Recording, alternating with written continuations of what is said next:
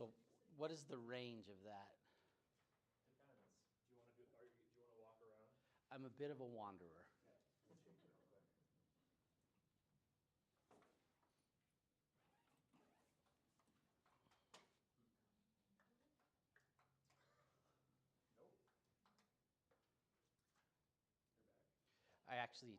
I teach an adult class in my church, and people are very used to you standing kind of up in the front, and I make people very nervous because I start kind of wandering the aisle and kind of coming into their space, and I can see your eyes better. It's very disconcerting to people. Sit on a table. That's To force you to stay there. It's a good teaching thing. It's proximity. Helps people pay attention. It's a thing. It's proven. It's a thing. So it's not just nervous energy. I think that's all right. Craig, give me the. Okay. All right. Welcome to our Tuesday night Elysium Learning Center class this week. I'm excited to be here with you. Typically, I'm able to be in the audience and have caught some really wonderful classes in the past. The last couple of weeks since the beginning of January, I've not been able to attend. I got sucked into my nephew's high school basketball season, and they have Tuesday night games, and so I've been attending those. But that ends tonight, and so I'm anxious to get back into the rhythm of being here with everybody for these classes. Tonight's class is Money Matters Made Easy, a step-by-step guide. And as a refresher, we're not here for a sales pitch. We're here to learn some new things, build a community of learners, and fulfill our mission to empower each of us to live our best lives. My name is Matt Young. I am the CFO of the Elysium Companies, and I graduated Brigham Young University, both my bachelor's and my master's in accountancy. Really exciting, interesting stuff. I am a CPA and have been so for about 20 years. Personal financial management is a passion and a hobby of mine, so much so that I went ahead and took the Dave Ramsey Financial Coaching Master Training Program back in 2019 and had a great experience with that. And so this is truly a subject that I love to talk about and engage people with and help every one of us get control of our finances and take something that can feel daunting and overwhelming and bring it into its simplicity. Hopefully by the end of the night we'll have a more sound understanding of the essentials of personal finance. We'll have some step-by-step processes to establishing a spending plan and how to thrive within that spending plan. Hopefully we'll walk out of here excited, empowered and engaged, and ready to take our personal finances on and feel like we have some tools to get control of those finances. Now, I will admit that this title, Money Matters Made Easy, maybe is a bit deceptive. I want to acknowledge the steps that we're going to be talking about. They are easy, and they are something that is actually quite intuitive to most of us. But it is important to acknowledge and recognize that there's nothing easy or simple about personal finances. Personal finances are just that. They're deeply personal to each and every one of us. And the spending choices that we make in allocating our dollars and bringing our dollars in are connected very much to our emotions, to our relationships with money, and so while the steps are intuitive, the process is not easy. And understanding all of the things that go behind what it is we're doing with our money is really the empowering element as we come to understand it. And so we are going to be focusing on more step by step, but please understand that there are deep waters that go into a lot of the decisions we make here. So in the fall, we were able to do a two-part class on personal finances. And I wanted to, some of you were in those classes, but I wanted to do a quick recap of the fundamental building block and the principles that we talked about in those classes. Personal finances, there are just a few basic core things that we need in our lives in order to survive. And those things are food, shelter, clothing, medical care, transportation. And those are broad categories because that food can be literally beans and rice. The transportation can be right foot, left foot. There are basic needs that each of us need to take care of that in order for us to survive. And once we get beyond those needs, which most of us in this room, I think all of us in this room, are beyond that survival mentality, that survival stage, everything else that we choose to allocate our resources, our personal resources, are wants that we get to decide to some degree or the other how and what we're going to spend that on. And so some people, a nice car is something that ranks much higher on their priority list than for others. For some, it's making charitable donations or planning for retirement. Some of these things have a higher want in our lives, but we get to begin making choices on all of these other things that we choose to spend our money on or allocate our financial resources. And there's great empowerment in that, and there's also great, I'd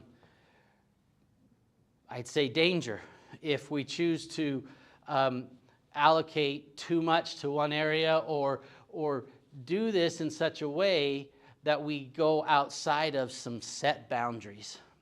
And those boundaries, there's 4 basic principles. The first principle is the financial unit. So whoever is bringing in the resources and whoever is utilizing those financial resources, that financial unit has to be on the same page.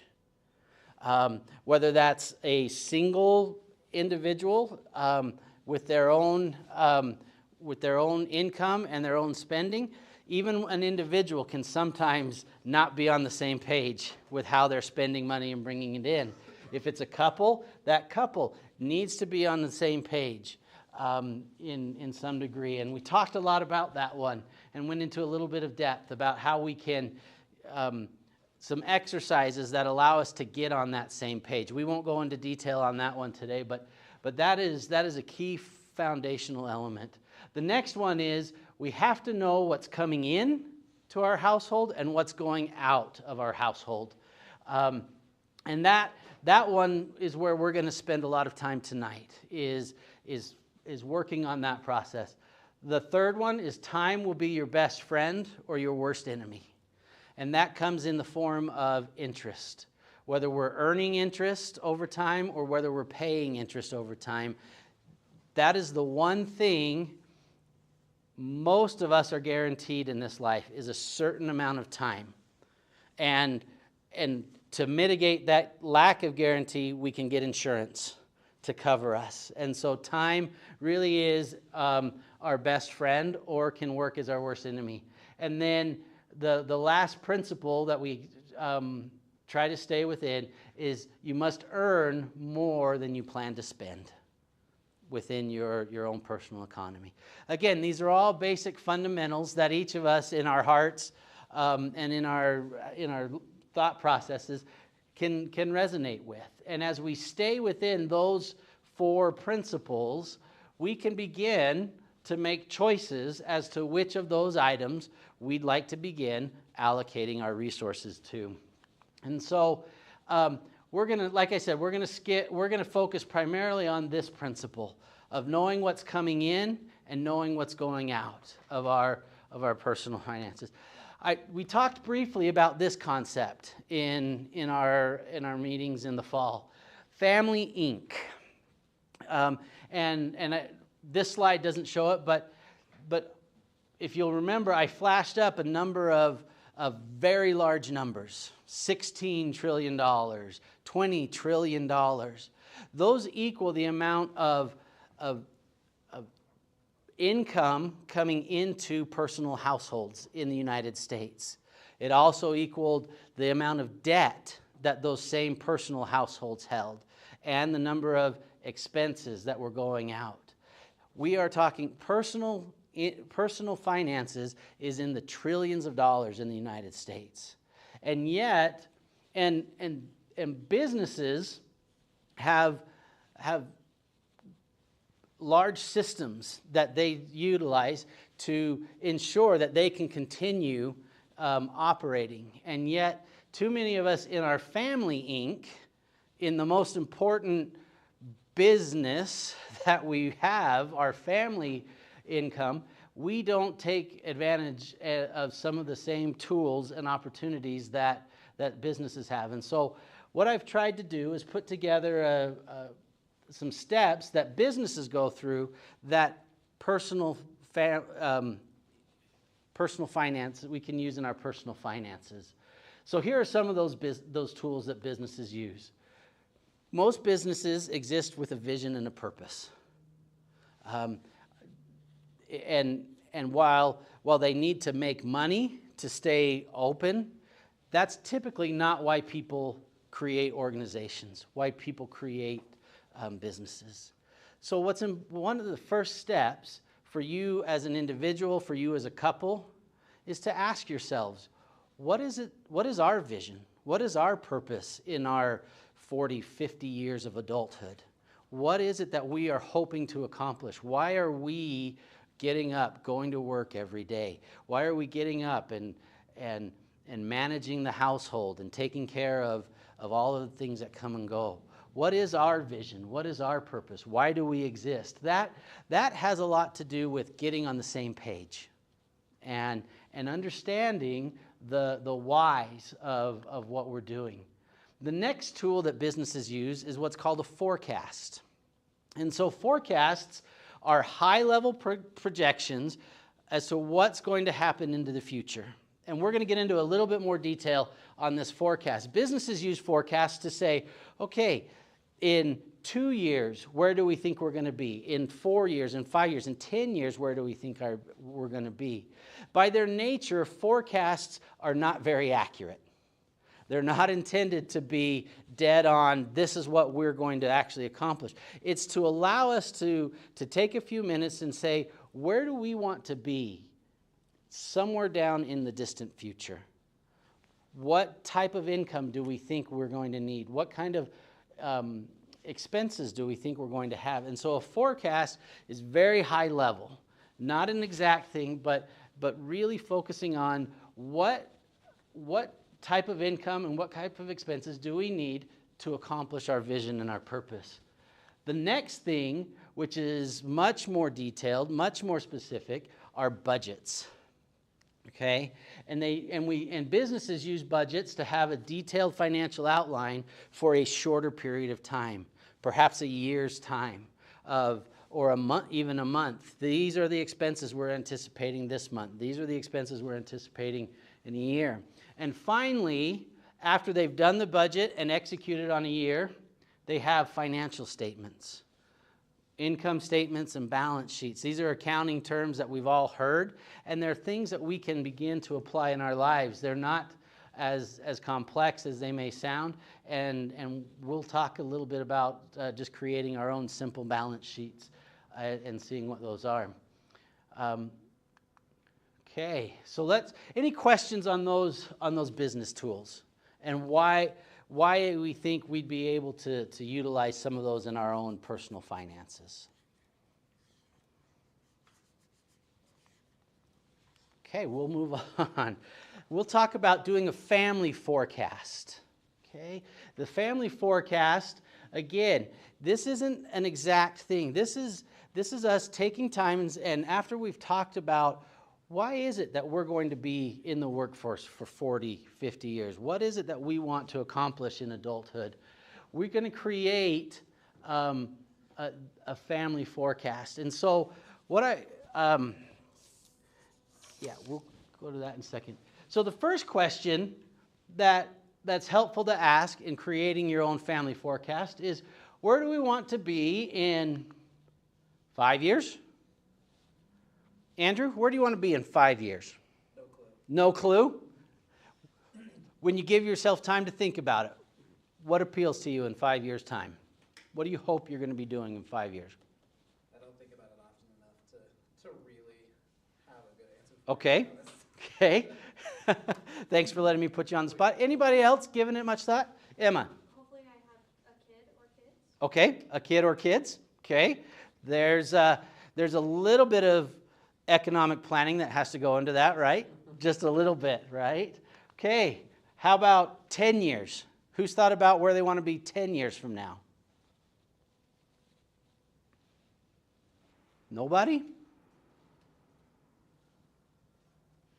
Okay. It's going to get even longer. How about 20 years? You've thought about this one. Okay. Where are you going to be in 20 years, Andrew? I daydream about being out of debt, owning my own home, and having enough disposable income to just be financially stable, secure, but to be generally just helping people or doing what we want to do, not what we have to do. Okay. A stay-at-home grandpa? Literally. Okay. I'll be a stay-at-home grandpa. Like, I find myself with a lack of time to serve, and I would like to do more of that. Okay. If I was there, I feel like I would do a lot. So let me ask you one question. If you see yourself doing that in 20 years, How do I get there? what do you need to be doing in 5 years I know Matt. to be doing that in 20 years? Okay. Oh, Hopefully what I'm doing now. But hopefully what you're I'll doing. tell you for sure. Okay. And then again in 30 years. That feels like a very long time away. And it's the 20 years used to feel a long time away, and that's come and caught some of us already. And so that's the first step in doing a forecast is starting to think about where we want to be in these time periods. Let's ask questions.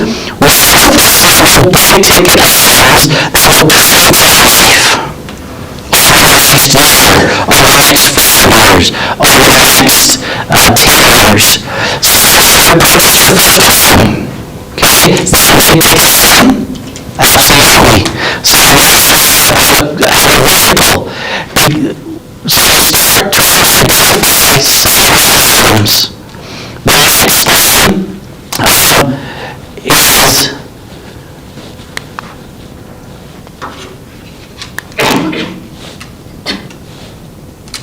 I have to wait. Sorry. That's okay. Okay, go ahead.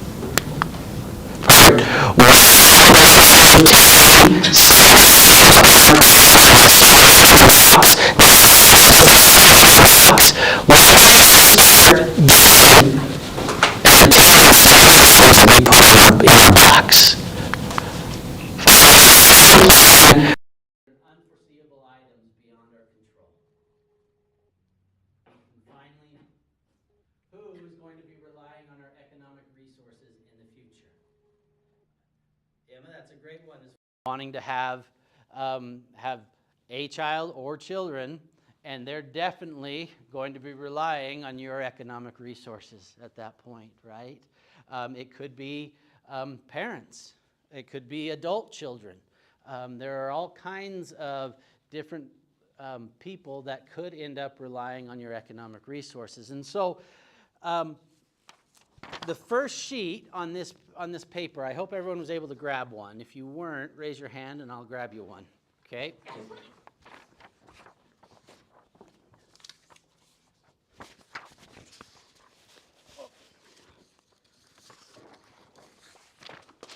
And I just dropped them all. So let's just, That's how you pass it out quickly. there you go. Do you need one? You got one? I need one, please. Okay. You doing okay? Yeah, I just swallowed wrong. Okay. All right. So this first page, take just a couple of minutes. As we've talked a little bit about this, where? So again, the 5 questions of journalism, right? They can also be the 5 questions of a family forecast. Where do you want to be? What are the foreseeable big ticket items that you might have? When do you want to obtain some of those items? How do we plan for unforeseeable items? And who is going to be relying on our economic resources? Take just a minute or two, choose one of those, and spend a minute with it. I'll give you a minute. Just choose one of those for right now, and then when you get home, maybe you can work on the others for that. But just choose one, take a minute, write some things down. Did I not give you? I didn't even give you one, did I? Sorry.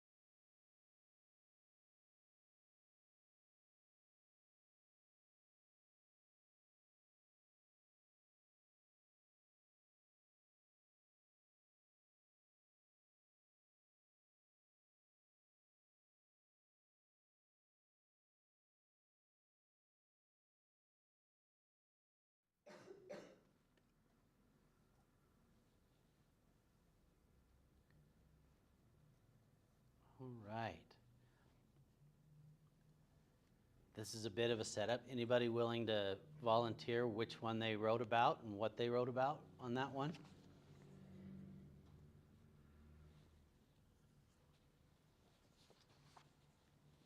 Sure. Okay. I just kind of went through and wrote down kind of like what I foresee hopefully being like our 5, 10, 20, 30-year plan. Okay. It's kind of weird to break it down in just a couple bullet points. But yeah, I think kind of the hope is hopefully having kids, and then in 10 years, kids and being able to support kids' activities and doing a family trip every year. In 20 years, having a house paid off, maybe a vacation home and other real estate stuff like that. And then hopefully in 30 years, looking at, I don't know if I'll ever retire, but some sort of working because you want to. Okay. And being able to serve others and do things along those lines. I love it. Thank you. Thank you. There is real significance in putting some of these things down onto paper. I know we dream about it, we think about these things, but to actually put them onto paper and start actually seeing those things physically begins to allow us to focus our thoughts, our energies, and get a sense of where we want to be and anticipate. So much of what we do is now and here and in the present. But as we look at how we choose to allocate our resources, taking some time and looking into the future and giving ourselves that opportunity really helps begin to focus us on the next step, the next tool that companies use that we can use. The B word. How many of you, when you hear this word, budget, what is the initial reaction that comes to your mind, to your heart, when you see the word budget? Deep unhappiness. Deep unhappiness. Okay, what else? Restriction. Okay, what else? Complicated. Okay. Budget has come with a lot of baggage in our lives. And so I choose to not use a budget. What I choose to use instead is a spending plan. A much happier spending plan. Okay? I know it is semantics, but it is amazing what a simple word change can do in how we approach something. Well, I feel like it's the same as like you're dieting or something like that. It feels like it's like a short-term thing where when it's a lifestyle change. Exactly. And it does allow us to embrace and maybe recenter and reevaluate something that has a lot of connotation with it. A spending plan allows us the freedom to consciously look at what it is that we are bringing into our household, to make the choices ourselves as to how we're going to spend those resources, where we're going to put those resources. And once we've made those determinations, gives us the freedom to spend those resources in the way we've chosen to, opening us up. And so we're going to take just the next probably 10 minutes on how to create our spending plan.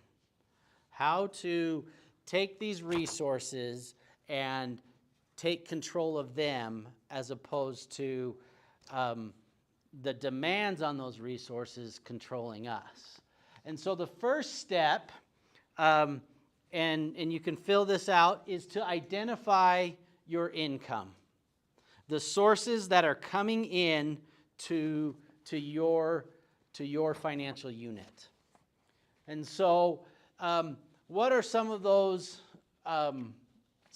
things? It's your salaries, your wages if you're an hourly person. It's commissions if you're on a commission basis, and it could be your retirement income. In addition, at times in your year, you could have bonuses coming in.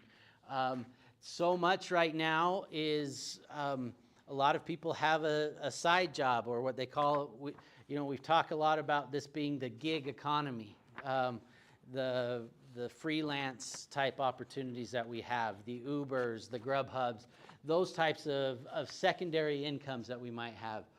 Hopefully at a certain point in our lives, we'll have interest or investment income, and then sometimes we have expenses that we incur at work that we get reimbursed.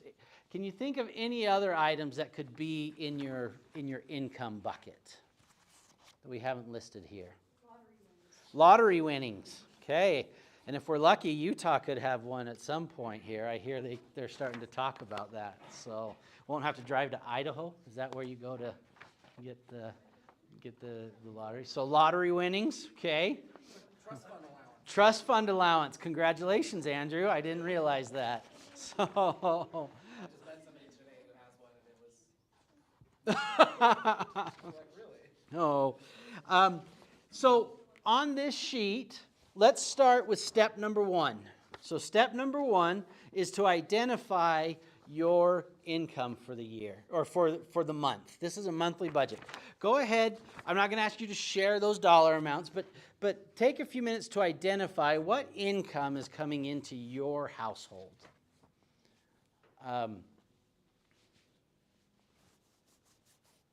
And a lot of times, some of us are on salaries, and salaries are really quite steady, right? But for a lot of us who are either hourly or commission-based, it's a little bit more up and down, right? So how do we solve that problem when we're trying to create some sort of consistent spending plan? How do we solve that problem? Some of you who are in that world, what are some of the solutions you've worked on Emma. We just took a 6-month average and erred on the lower. Okay. So We just accounted for that every month, and then if there's extra, better than not having enough. it's better than not having enough. Okay. So you took a 6-month average.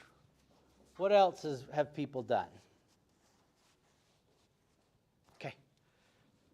When you earn a commission, divide it out into 12-month segments and pay yourself the Oh. 12 equal. Okay. you know. So how do you execute on that? Put it in your savings account and then transfer Okay. it into your.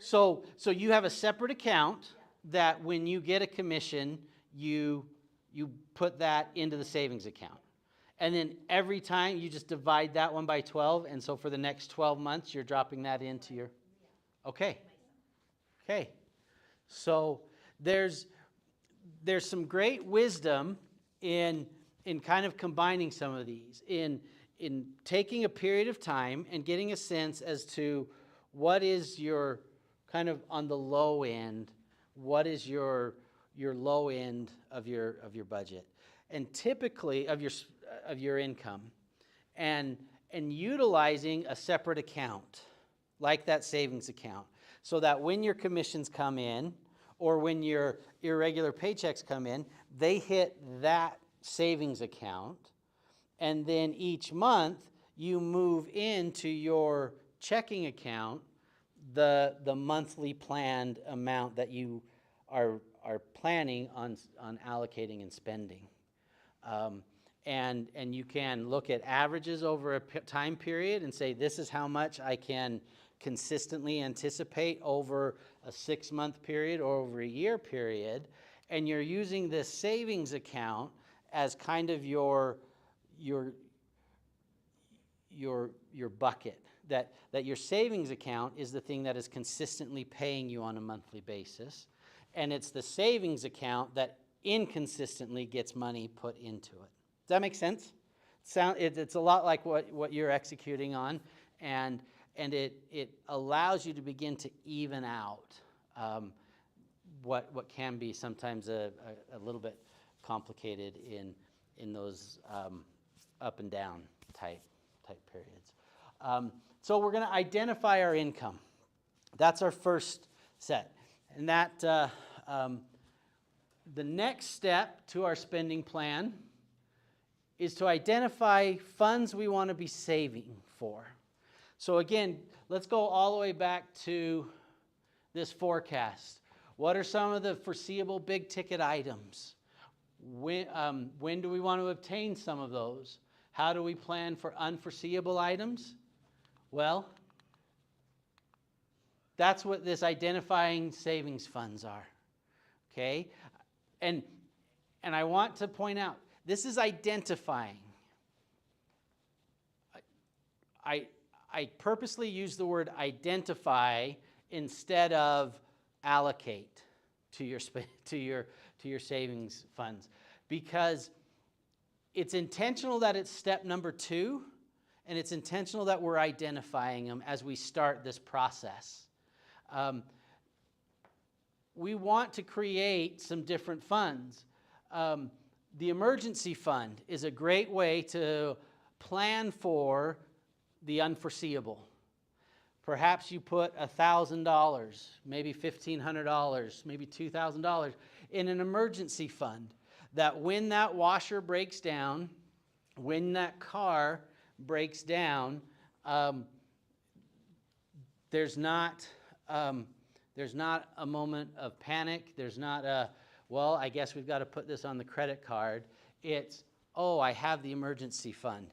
I had a pretty incredible moment with my son earlier this year. He's got a 2007, 2006 Nissan Xterra. You still have yours? 2004. You 2004? Is that what his is? Okay. Old body style. Okay, old body style, Xterra, and he loves this thing, but I'm no mechanic. Something went out on it that was going to cost him about $400, $400 or $500, and and I, as his father, I wanted to swoop in and help. And so I was like, son, why don't you let me take care of this? And he was going back and forth. He's in college. He's got all kinds of other expenses. Doesn't have a great paying job. And he really wanted, but he's really quite fiercely independent. And so it was killing him to take dad's help. And I can remember the moment on the phone call where I was like, son, just go get the repair done. I'll give you our credit card number that you can put it on, and we'll take care of it. And he said to me, he paused, and I could tell he was this close to taking the help. And he said, no, Dad, that's why I have my emergency fund. And somehow he took care of it with his emergency fund.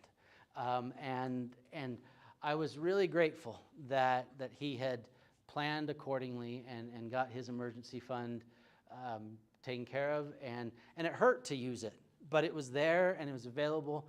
And now I've got to follow up and make sure he's building that thing back up, because that is the challenge with emergency funds, is it's there to be used, but then as soon as it's been used, we've got to build that sucker back up. Sinking funds. What do I mean by various sinking funds? What is a sinking fund? You heard that phrase before? A sinking fund is actually, and this may not be it's actually kind of the opposite. We anticipate spending this money in the future, but we're going to build up for that right now. So this could be a vacation fund. We want to go to Disneyland every 2 years, and it's going to cost us X amount of dollars to go to Disneyland. I did read somewhere where a trip to Disneyland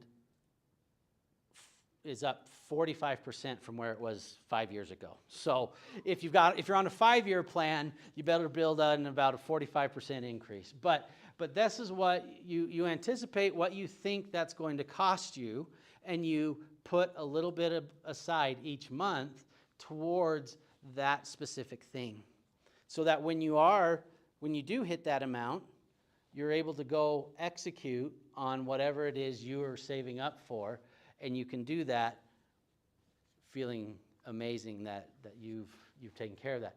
So we're identifying those funds right now. So take just a minute in number 2 to identify the different types of savings funds you would like to save for.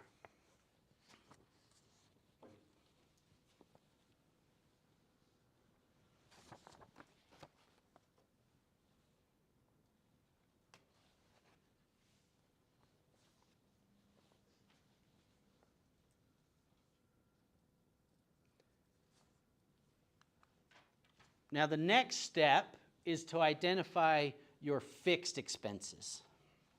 What do I mean by fixed expenses? They don't change. These are your known, every month you have this expense coming out, whether that's your mortgage, your rent, your car payment, any debt payments you might have, insurance that comes out, and this one. This one's becoming a real bugger in personal finances, monthly subscriptions. I call it, and I've heard it called financial death by 1,000 subscriptions. Every one of them's $8, $10, $5, and all of a sudden, all of those monthly subscriptions add up, and it can get pretty significant. And so, I mean, how many times have you heard the stories of people discovering they're paying for Netflix twice? Once on their cable bill, once on their personal credit card. Maybe that's more personal than I want to reveal. No, it wasn't me. It was my father who was doing that. But identifying these expenses that are coming on a consistent, regular, you know what those amounts are. Those amounts have to get covered, and you're going to identify those fixed expenses. John? I was just gonna say, maybe that's one challenge that everybody can take today, is to look at their monthly subscription. Yeah. That's a great today challenge. That is a great today challenge. That's a great today, where could I find some place to save just that $8 or that $15? And that's a great one to do that. So that step 3 is to identify those fixed expenses. Then finally, step 4 is to identify variable expenses.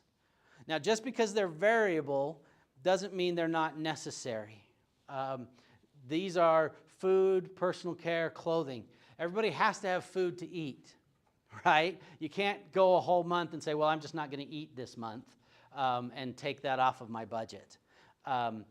And so they're variable because we have a little bit of control, or a lot of bit of control, as to what that amount actually is throughout the month. You know, everybody has to eat, but perhaps this month, instead of going out for lunch every day, somebody made the observation the other day, and it kind of, it made me stop and think maybe I have gotten into too much of a habit. Somebody said, you go out to eat more often than anybody I know in this office. And it was a moment of, oh, have I really gotten into that kind of a habit? And the answer is probably yes. I have become too lax on that. And so while we do need food, we can control that a little bit. Instead of eating out 4 or 5 times a week, there are maybe I could start bringing a lunch or those sorts of things, and cutting back on those costs. And so these variable expenses are necessary expenses, but controllable on a monthly basis. We can control what those are. And so we want to identify those variable expenses. Now, as we start utilizing a spending plan, this is much like exercising and working out. How many of you for 2024 decided to start working out again for the first time in a long time? Anybody make that resolution? How many of you have done that in the past? Said, I'm going to work out, and you start, and January is awesome, and then you hit a wall and you stop, right? Well, getting on a spending plan is much like that. The first month, it's going to be hard. It's going to be a little bit difficult, and you're not going to get these things right. A lot of it is guesswork, is estimating. And so I want you to give yourselves at least 90 days. You're giving yourself 90 days grace of, we're going to set this up at the beginning of a month. We're going to do the best that we can to stay within it. We're going to have times where we go over in some of our variable expenses, and we're going to adjust the next month. But we're going to give ourselves the grace to know that this is just like working out. Just like we're having to push through that 30-day, that 60-day, that 90-day window. I keep trying to push through that. I'm not sure when it actually becomes fun to go work out in the morning, but I found other incentives that help keep me going. But that's one of the things with executing on our spending plan, is we're going to get the first month wrong. We're going to get the second month wrong. We're going to be off by some things. We may have overspent in some categories, or overspent in general. And that's okay as you're dialing this in. And it's going to take at least 3 to 6 months to really dial these things in. Now, in the first couple of months, we've identified our savings funds, and we want to see those first on our spending plan list of things we're going to spend money on. But in the first 3 to 6 months, we may be trying to figure out how to cover the fixed and variable expenses that we've gotten ourselves into. And there may not be a whole lot to put in the savings funds. It's okay in those first couple of months to not have huge amounts in here. But we want those are top of mind.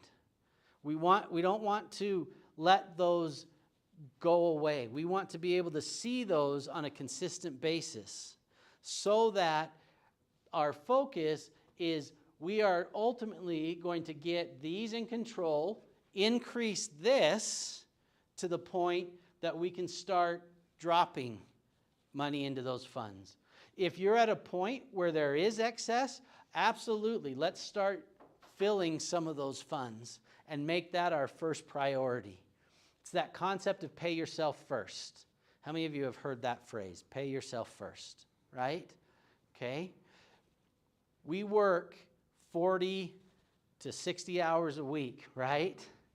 And we work hard for those resources.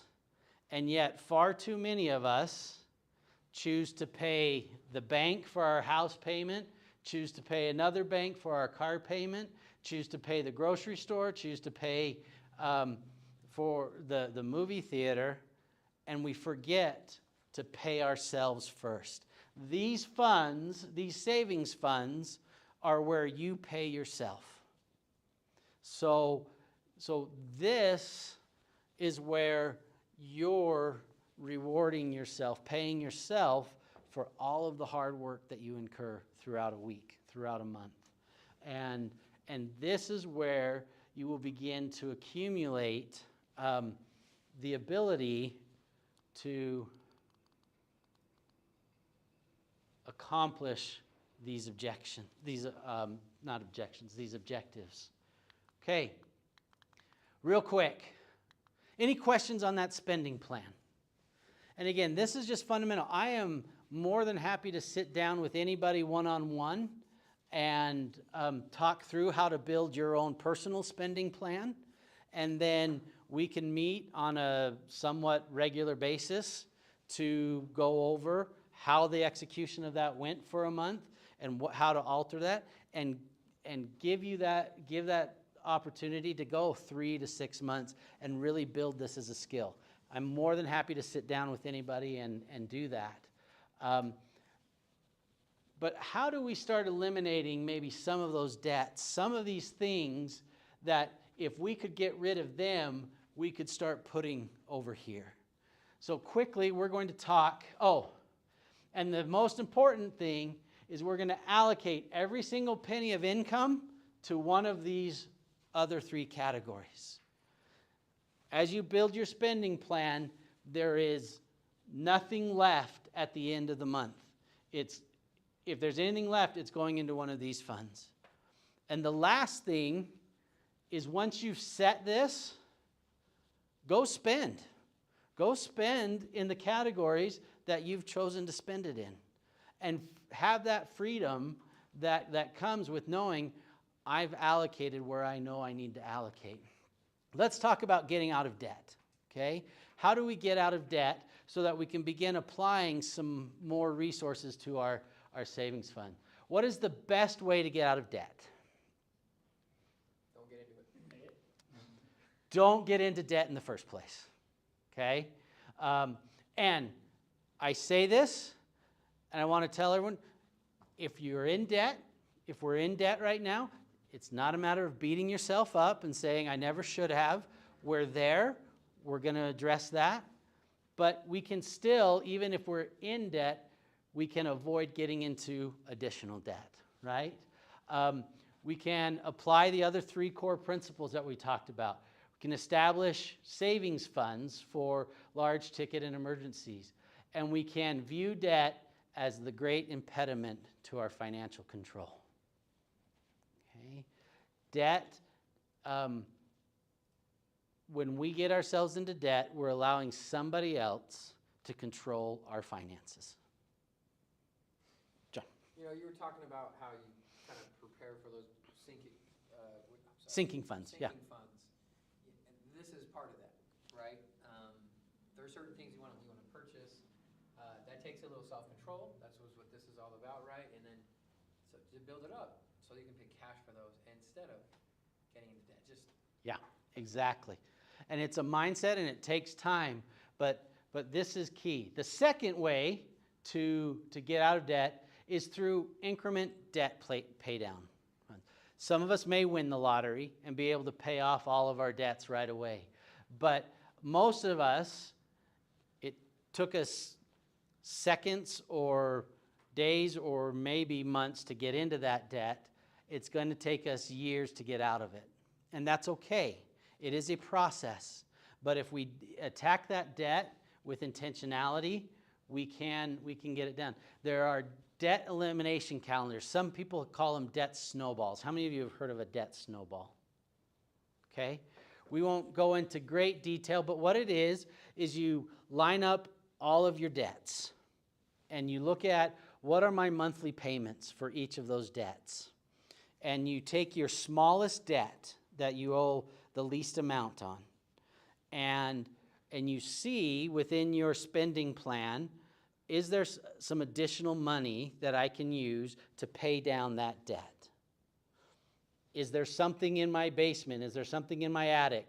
Is there something at my storage unit that I could sell and apply to that smallest debt? And we're going to look at that smallest debt and find the best ways to attack that debt and pay that down as fast as possible. And again, is that taking out a second job or running Uber or Grubhub and getting some additional income to pay that first debt off? As soon as we've paid that first debt off, we take the payment that we've been paying towards that debt and apply it to the next largest debt. Okay, and we either continue to do that extra income, finding that more stuff that we can sell, and we attack that next debt. As soon as that one's paid off, we take the minimum payment that we were paying on the first one, and now we take what we were paying on the second one, and we apply that to our third debt. And we keep going as we pay off all of those debts. And every time we pay off a debt, we don't go get into more debt or we don't go spend that money somewhere else. We apply it to the next one. And we start snowballing and applying more and more of our monthly income to pay those debts down. And then, when we're at the end of that, we now have all of that monthly income to begin applying to some of these emergency funds and large ticket items. And there's a psychology to that. The ability to actually see ourselves knocking off debt, there's power to that. Some people will make the mathematical argument, and they're right, that you ought to pay off your highest interest loan first. And mathematically, that is correct. If the higher the interest, you ought to get that one paid off first. But if that's your largest debt and you need to find a small win to encourage you, that debt snowball plan is a great way to start knocking off debt and feeling like you're getting more and more momentum and building that up. Another one that people do is finding a way to pay one extra payment a year on some of those longer term ones. It's amazing if you make 13 monthly payments on a 30-year mortgage, how many years you can actually knock off that mortgage over that 30-year time period. And so there's different things you can do, and we can talk about that more in detail if that's something you're looking at. There is debt consolidation. Now, if you own a home, if you have multiple debts, there are ways where you can combine all of those debts into one. Try this first. Do everything you can here. This debt consolidation is a good opportunity, but if you haven't built the habit of paying your debts off and getting into that cycle, this debt consolidation can actually become a way that you get into more and more and more debt. So I highly encourage, build these skills first before you look at this debt consolidation as an option. You only get so many chances to bring your debts together. One of the things I highly recommend is that if you are going to consolidate your debt, any available credit lines that you're paying off, you shut those down immediately. If you're going to bring those debts into one, everything else that you had, shut those down. Those no longer are available to you to get into debt. Studies have shown that when people consolidate their debts and leave these things open, it's not very long before they're right back where they were, but now with this other large thing.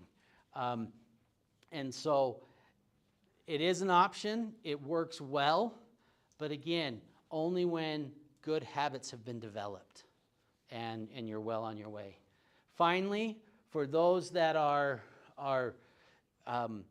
so far in debt that there are a couple of options: debt counseling and bankruptcy. Bankruptcy does have a place. It is a last resort, and there are significant consequences of getting out of that bankruptcy. But it is an option for those that are absolutely being crushed by bankruptcy or by debt.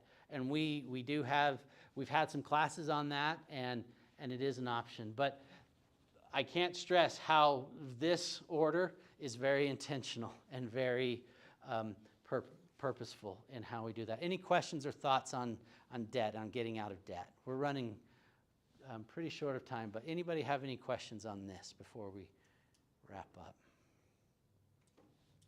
Okay, real quickly, we talk about financial statements. You have your income statement. Okay, they're called income statements or profit and loss statements. For us, our revenue, so in business it's called revenue. For us, it's any cash that's coming into our financial unit. That's our revenue. Our expenses are anything that's going out. Okay? So a net income or net loss is for the business.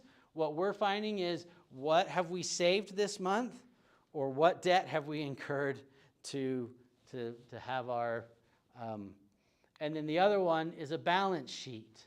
So a balance sheet is assets equal liabilities and equity. That's the balance sheet. They balance the two. Assets are things we own. Our bank accounts. If we have a home, a car, our retirement accounts, stuff. Those are our assets. Now, we can get into good assets, better assets, but things we own, things we have the right to, those are assets. Liabilities, things we have an obligation to pay. So those are our debts. Those are our home loans, our school loans. It's our obligations to pay. And then our equity is our assets minus our liabilities, basically our family's net worth. And this is what they'd look like. A personal income statement would simply be your revenues, your salary, anything else you're bringing in. Your expenses would be the items that you spent your money on, and your net savings or net income for the month would be this minus your expenses. And then this would be a personal balance sheet. These are the things, what we own: our house, our car, our furniture, our cash in the bank, our retirement savings. The liabilities are the things that we owe. And then you simply take your assets, less your liabilities, and that's your net worth as an individual. Okay? This would be our equity. And you can build those and see how you're doing. Let's see. So I know we've covered a lot of information. And again, the steps are fundamental and very kind of simple in their process. The execution, the emotions, the feelings that go into actually doing these things are significant and great. And it's a very personal journey that each of us goes on. I am, again, more than willing and happy to sit down with anybody and work through your own personal circumstances. But remember these 4 core principles. The financial unit needs to be on the same page. We need to know what's coming in and what's going out. Time is going to be our best friend or our worst enemy, and we have to plan to earn more than we plan to spend. Thank you, everybody, for being here tonight. I'm here to answer any questions. Here are our next series of lessons. We just had this one. Brady in the back is going to be doing a home buying 101, finding and buying your forever home. We've got a business boot camp by Payton. I'm looking forward to you dressing up in military fatigues for that one. You use the word boot camp, you've got to do that. Home insurance, and then Brady's going to do another one on teaching your children money matters. And so we've got some great classes, and thank you for being here. I'm here to answer any questions, and thank you, everybody.